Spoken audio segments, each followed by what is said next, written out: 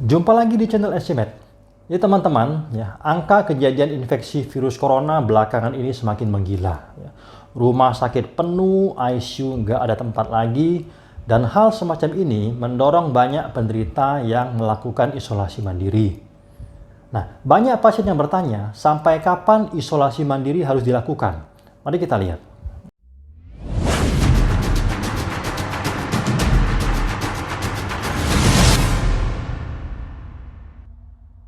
Kapan kita bisa mengakhiri isolasi mandiri?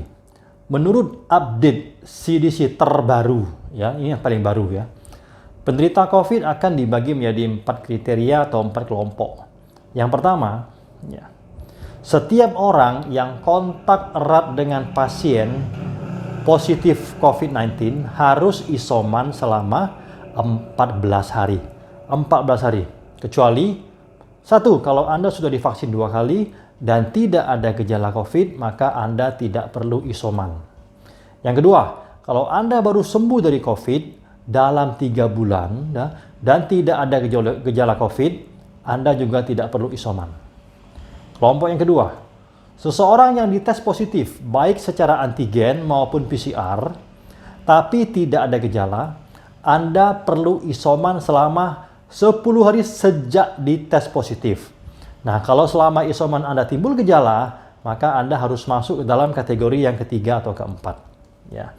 Nah, kelompok yang ketiga, seseorang yang positif COVID-19 dan mempunyai gejala COVID-19 seperti batuk, pilek, demam, sesak nafas, ya.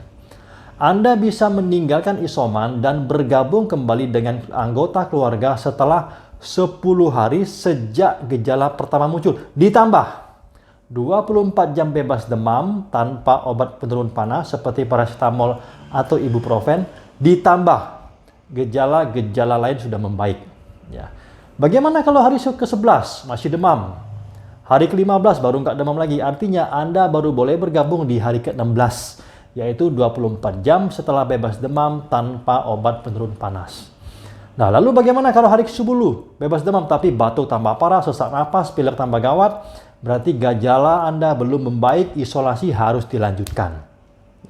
Nah, kelompok yang keempat, seseorang dengan gejala yang parah yang harus dirawat di rumah sakit atau mempunyai penyakit yang bisa melemahkan daya tahan tubuh, misalnya apa?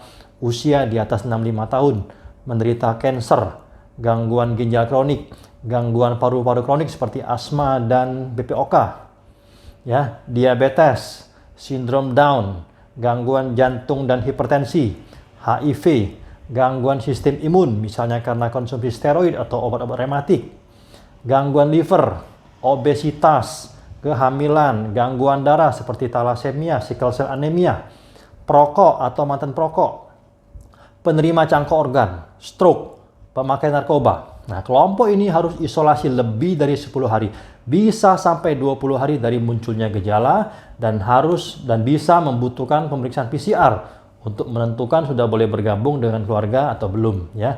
Dan pasien kelompok ini harus konsultasi dengan dokternya terlebih dahulu sebelum lepas dari isolasi. Nah, itulah kriteria kapan Anda bisa lepas dari isolasi mandiri. Kalau ada pertanyaan silakan tulis di kolom komentar. Terima kasih, salam sehat.